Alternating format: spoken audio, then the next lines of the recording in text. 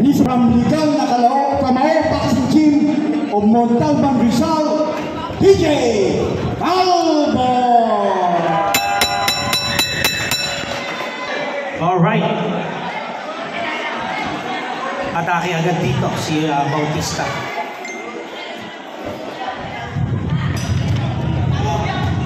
Good shot. Bawi naman si Bautista. Parehas na nakakatama sila, brother, ha? Oo. Pinaghandaan nila ang isa't isa para sa rematch na to. Good shot by TJ Calvo.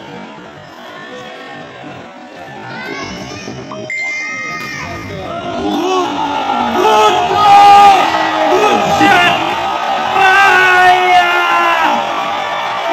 that's what I'm saying, brother, no? Yung power nito TJ Calvo talagang notice na natin every fight na lalaban itong si TJ Calvo. And tingnan natin kung paano mag-a-adjust itong si Clark Bautista.